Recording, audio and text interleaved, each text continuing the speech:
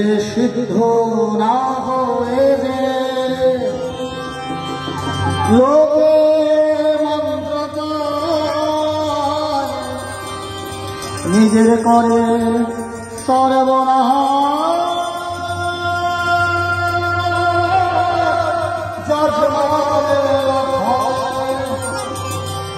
সিদ্ধ নয় মন্ত্র দেয় মরে মারে করে ক্ষয় নিজে সিদ্ধ না হয়ে যে লোকে মন্ত্র নিজের করে সর্বনাশ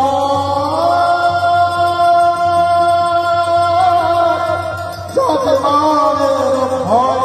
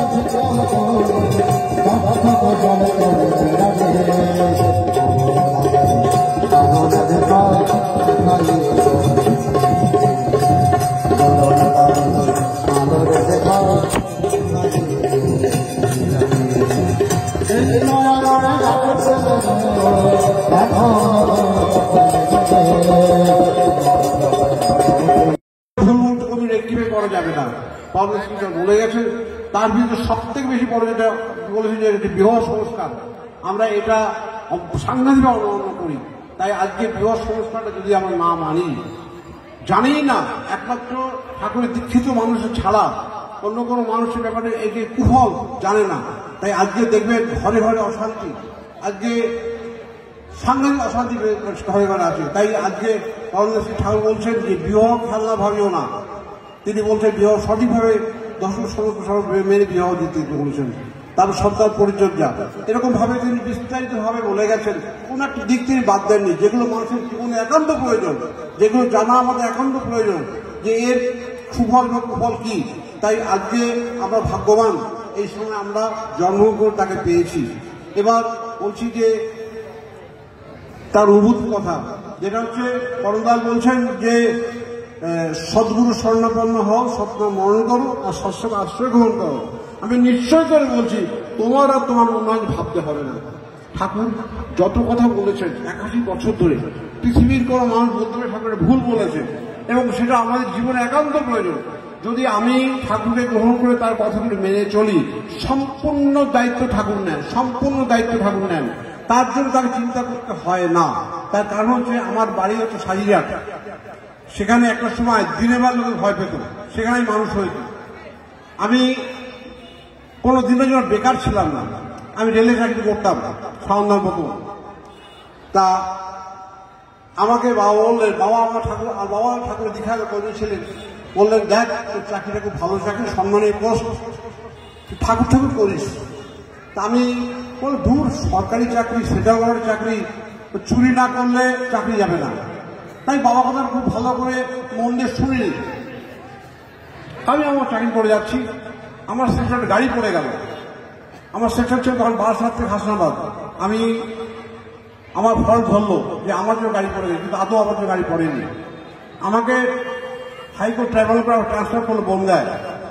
মনটা খুব খারাপ হয়ে গেল যে বনগাঁ এমন একটা জায়গা, ক্রিমিনাল এলাকা, তারপরে সেখানে হাউস রেট সিটিয়ার কম, মনটা খারাপ হয়ে গেল। তাই বনগাঁয় চাকরি করতে বাধ্য হয়ে সেই বনগাঁয় গিয়ে আমার জীবনের সব পেয়েছি। আমি বনগাঁয় গিয়ে আমি এমন এক পরিবেশ পেয়েছিলাম, সেখানে আমি এখনো আছি।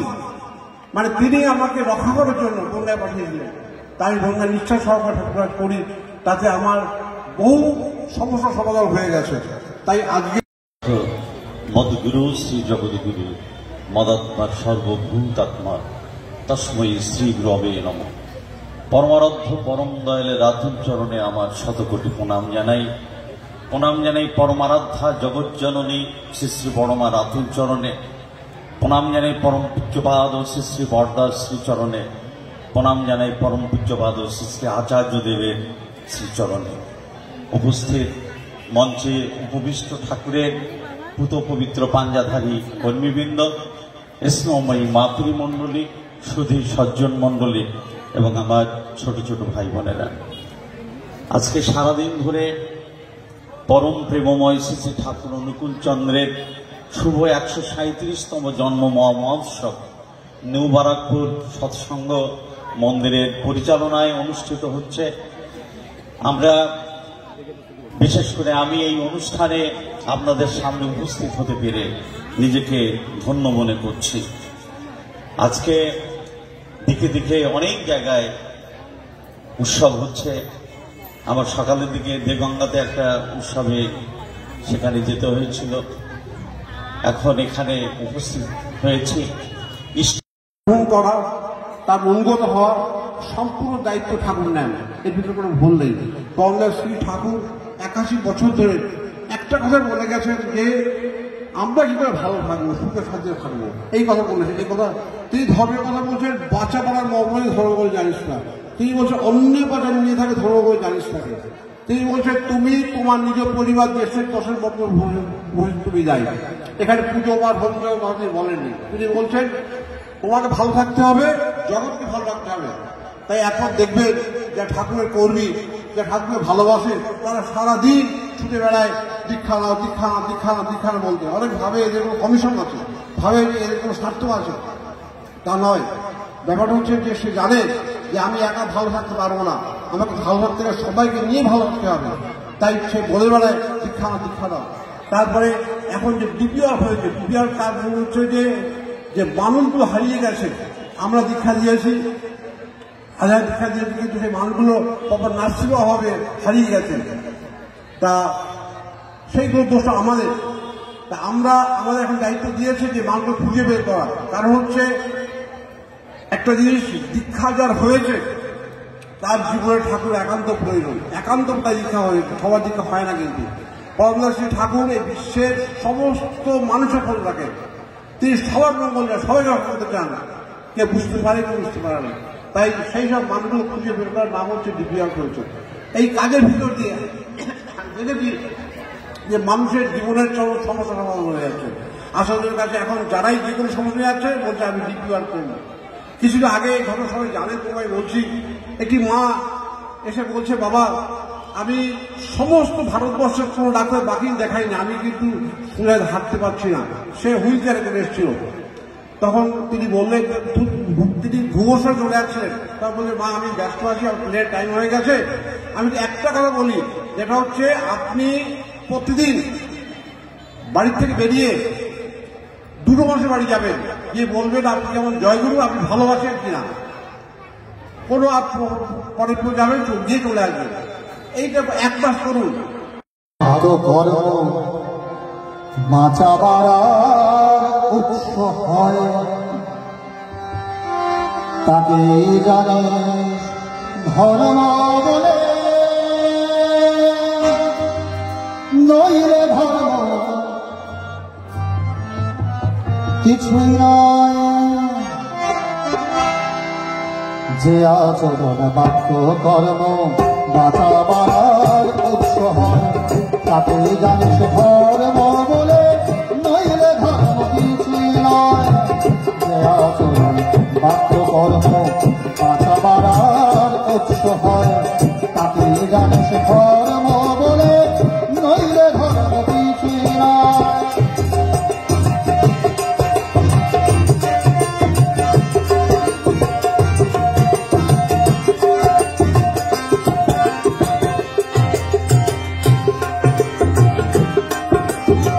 সব যা কিছুর অধিপতি ধারণ পালন স্বভাব যার, একনিষ্ঠ সেই অমৃত সেই তোমার।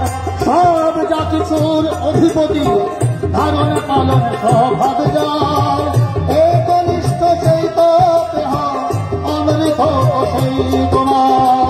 পূর্ব পুরুষকে কর্ম ধারা ধর্মে যদি ছাড়তে হয়, পূর্ব পুরুষ জীবন ধারা ধর্মে যদি ছাড়তে হয়, জোরগলাতে বলছে আমি সব সেটাই ধর্ম নয়।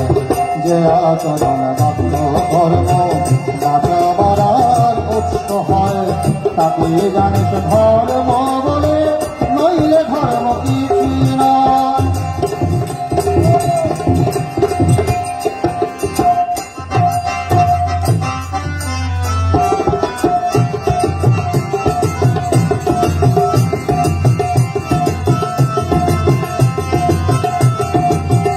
রসুল বিভেদ করে বুদ্ধ কৃষ্ণায় প্রভেদ গণিস, তারপরে ধর্ম কষাই জটিল তো যত বলে রাখিস। আরে ওরে ধর্ম কষাই কৃষ্ণ রসুল বিভেদ করে বুদ্ধ কৃষ্ণায় প্রভেদ গণিস, আরে ওরে ধর্ম কষাই জটিল তো যত বলে রাখিস। আরে ওরে ধর্ম কষাই এক বাপেরই পাঁচটি ছেলে দেখলি না তুই চোখ দিলে, কাউকে বাপের করলি শিকার কাউকে বললি না। এক বাপের পাঁচটি ছেলে দেখলি না তুই চোখ দিলে, কাউকে বাপের করলি শিকার কাউকে বললি না। কারের তুই দিলি ভিক্ষা